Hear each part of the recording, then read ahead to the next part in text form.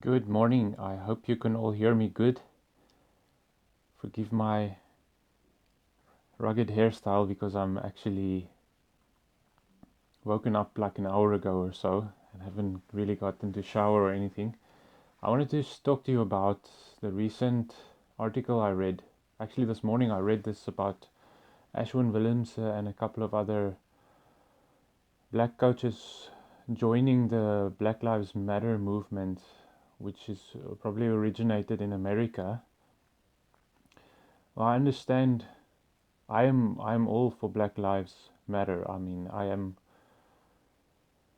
I smile when I see other people move up in life, when I drive the same cars that white people used to drive, and I see people succeed. I'm in no way partial to anyone getting any sort of success in this world. What I am concerned about is, how do people get there?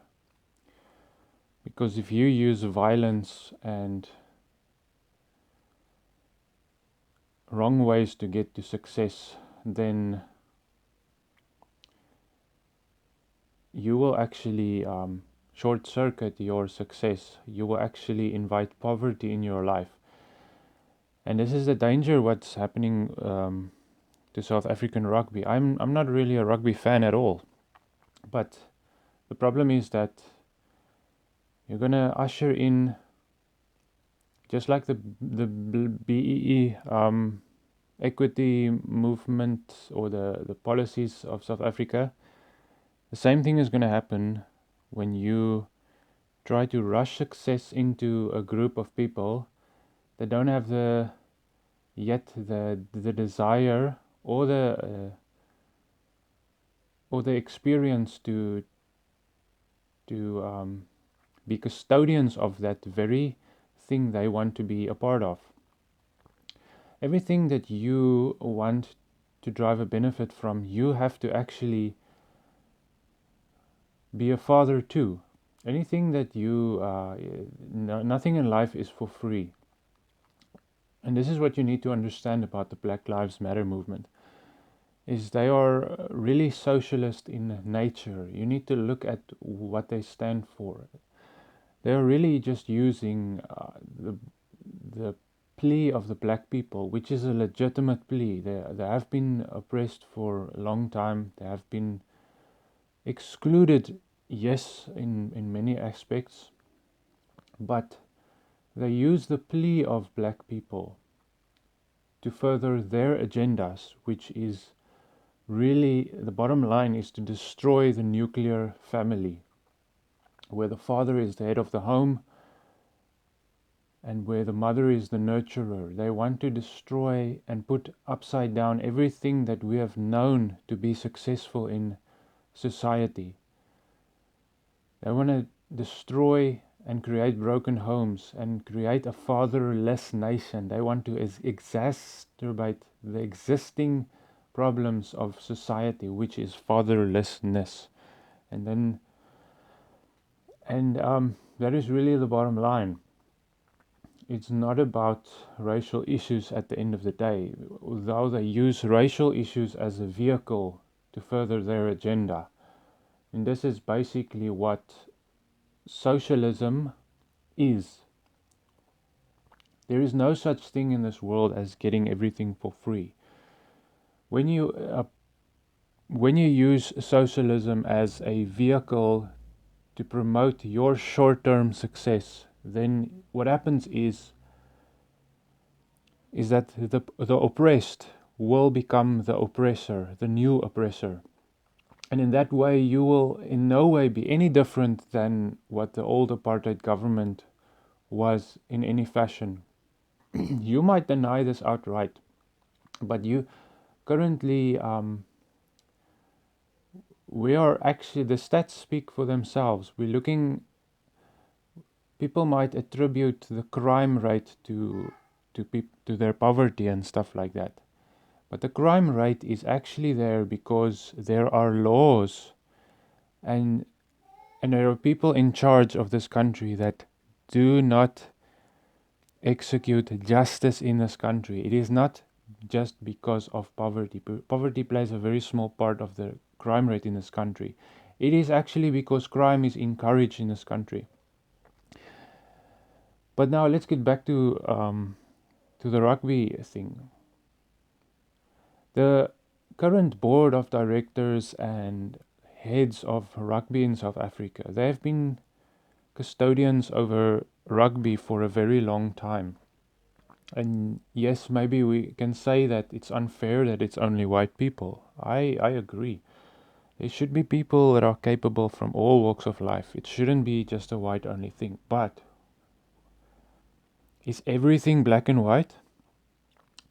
People have wanted to basically preserve a level of quality in rugby that they have known for many years and which we have achieved recently. The captain of the current rugby team, Siyakulisi, has done an amazing job to preserve the unity in our team, which has caused us to actually win the World Cup. Where there is unity, there is strength. But the thing is, when you come and demand justice for one group of people only, you actually create an imbalance in society where one race of people is preferred over all the rest just because they were previously oppressed. The goal is to basically equalize and get everybody on the same track, but at the end, what is the cost going to be? So we see that the Black Lives Matter movement in America has reaped its fruit. They have sown violence in their wake, and they are willing to equalize the inequality basically at any cost. They are willing to burn buildings, they are willing to throw people's lives into danger, they are willing to do crime. And at the end of the day, if you sow that kind of thing, you're gonna reap that kind of thing. And that is exactly what's going to happen. You're not going to get the equality that you seek for, but you're going to get the opposite. You are going to sow poverty into your very own life. It is exactly like the businessman that wants to ruin out all his competitors just so that he could get all the business for himself. At the end of the day, he's destroying the very economy that is causing him to thrive in the first place. He's working against himself. So, I'm all for creating equality among all races of people because we're all created in the image of God. But at what cost? At what cost?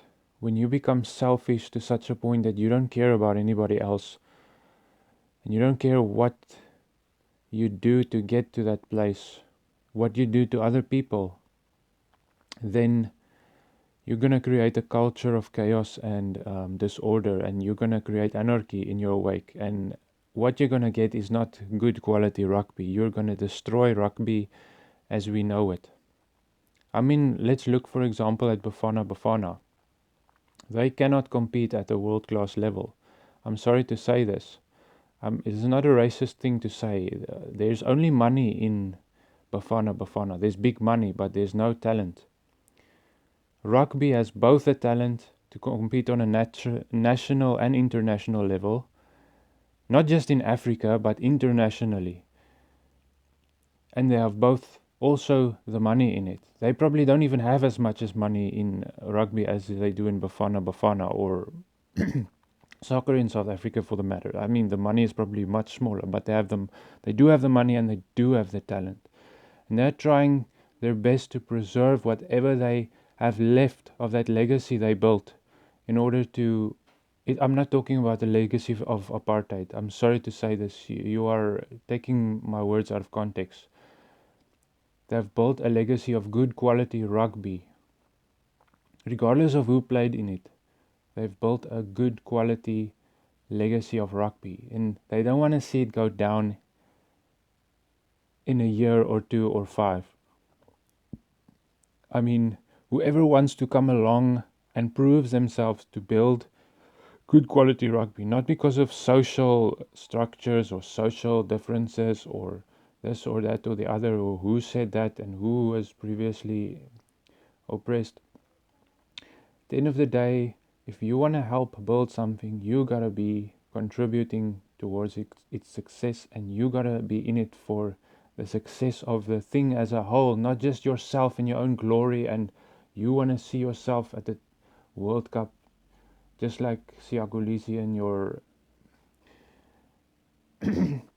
and you want to earn big bucks. It's not all about you at the end of the day. And this is the whole thing about South Africa. Is most people are in it for themselves. We are born selfish in this world. We are born into this world selfish. And when we, like Jesus, prefer other people before ourselves, we will not make the stupid decisions that we make if we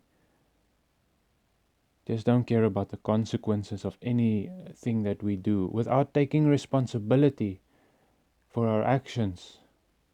We just want others to pay, and we want to point out other people's failures and other people's sins and what they've done to us and what they've done wrong. You become the new oppressor at the end of the day. You become the one that is the very one that you're accusing. You are becoming. The Bible says, do not judge lest you be judged. And I'm afraid that South Africa still has a future. South Africa still has a future, but we as a nation, if we don't become unified and start loving each other unconditionally, regardless of what's going on around us, we won't see much change yet. We need to pray and intercede for this country, that we start to walk in love and unity towards each other and try to preserve the peace as much as we can, because the things in this world is going to go worse and worse. And at the end of the day, you're not going to have anybody to blame but yourself for what is going on around here. We've just got to keep our eyes on the Lord and to seek His face and forget about everything else and anything else. We can't afford to point the finger in this time anymore. We've got to pray and intercede for each other.